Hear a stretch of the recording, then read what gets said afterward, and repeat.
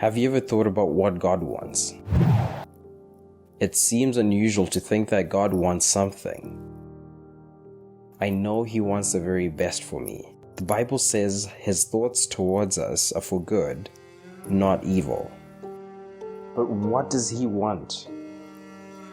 What makes God happy? What are His desires?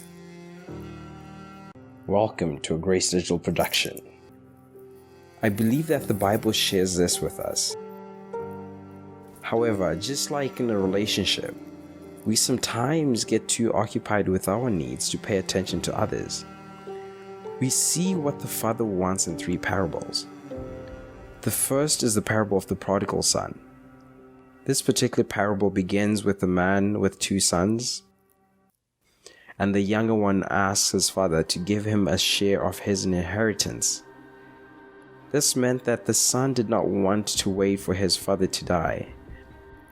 The father, however, agrees and divides his entire estate between both 2 sons. Upon receiving his portion of inheritance, the youngest son traveled to a distant country and then proceeded to waste all his money in extravagant living.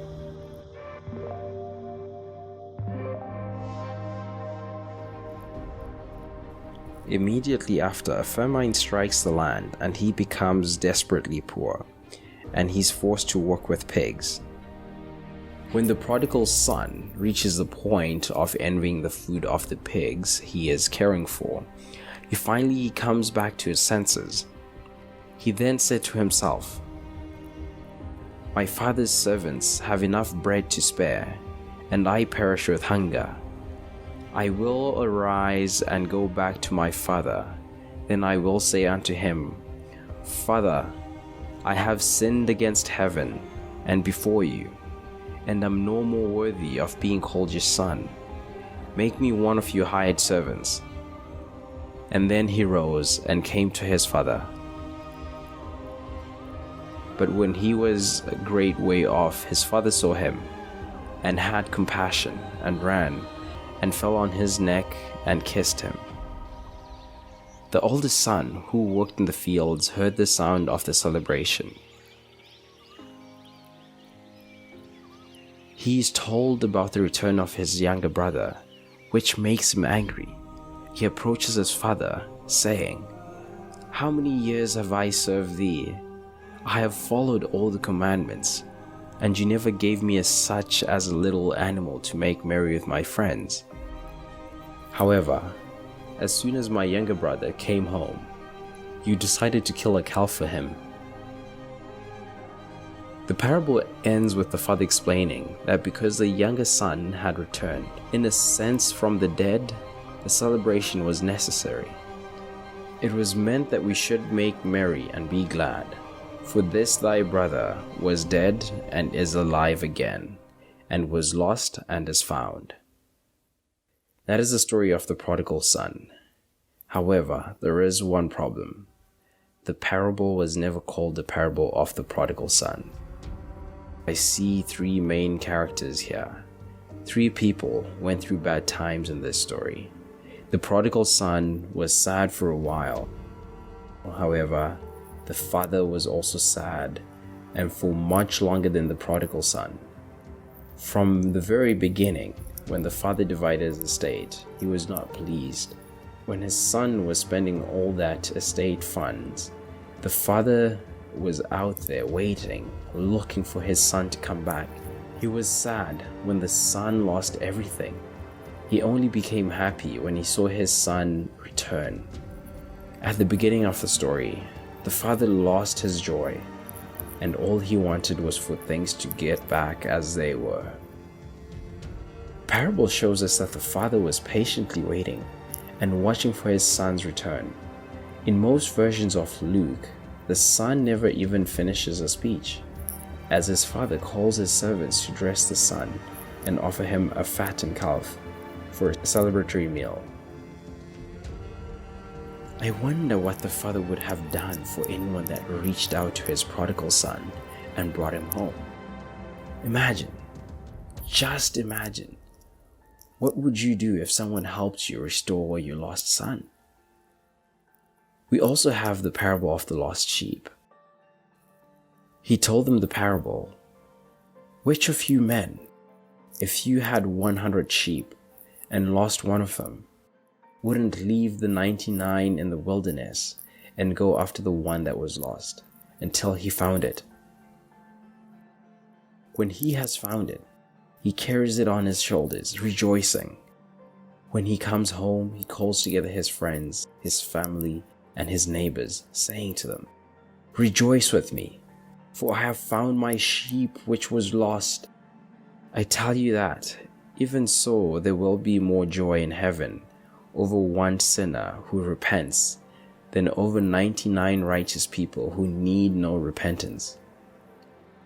Jesus here is saying, which of you men, means you would all feel and do the same way as God. You will rejoice with your friends when you find an expensive item you're looking for.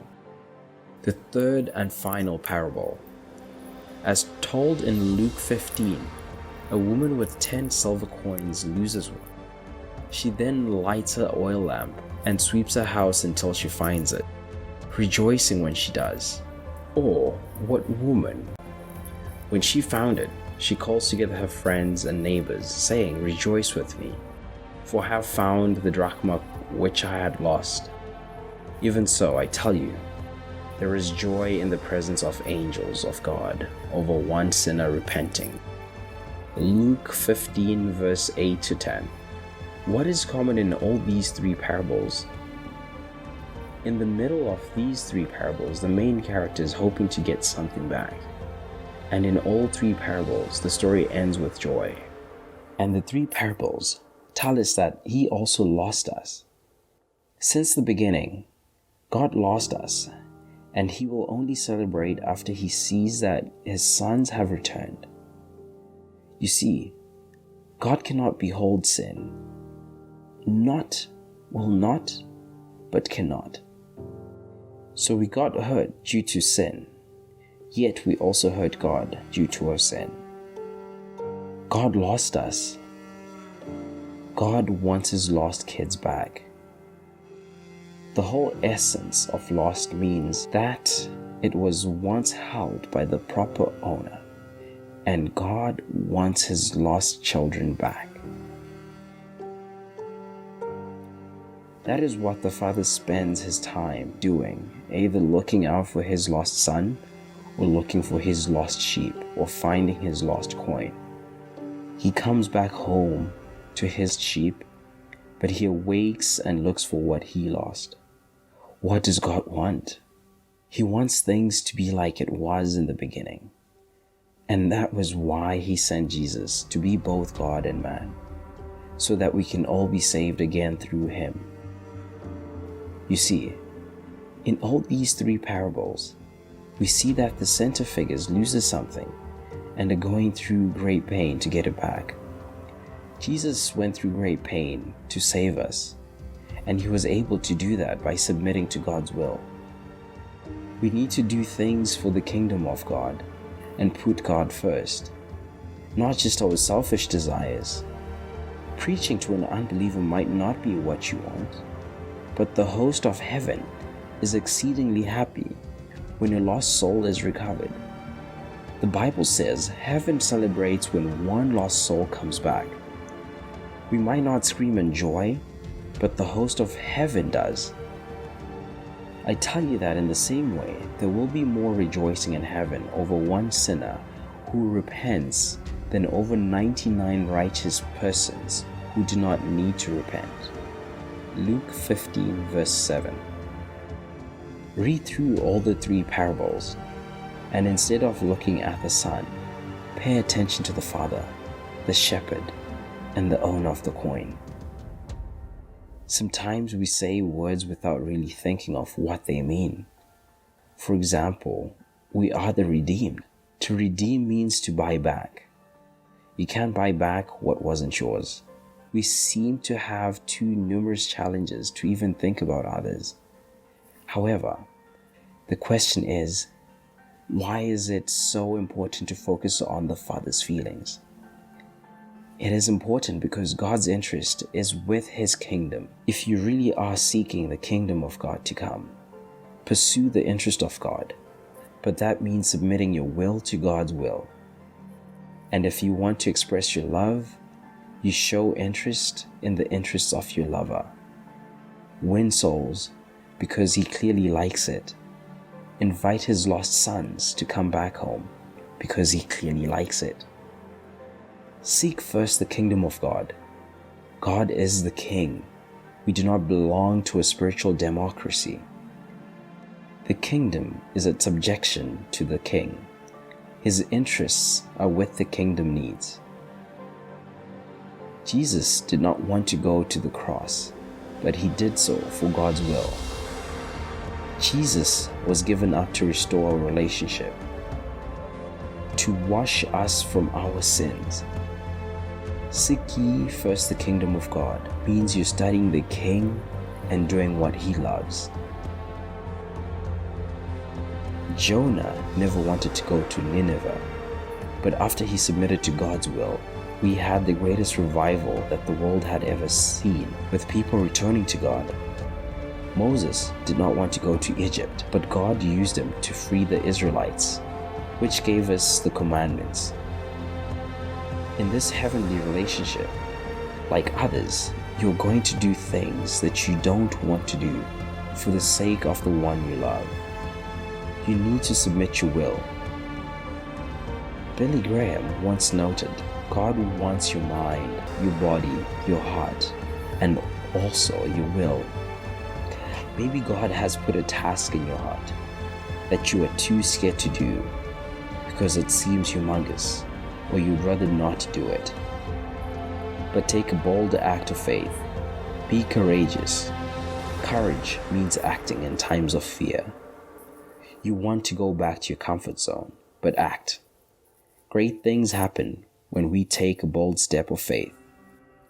This is a Grace Digital production. Make sure you subscribe and hit the notification bell. And our question for the day is, what verse of the scripture do you go to in times of trouble? Please comment below and let us know. And to anyone still listening, we pray you're blessed and we pray you remain fruitful. Remember to be strong and also show love out there in the world. Till next time, Shalom.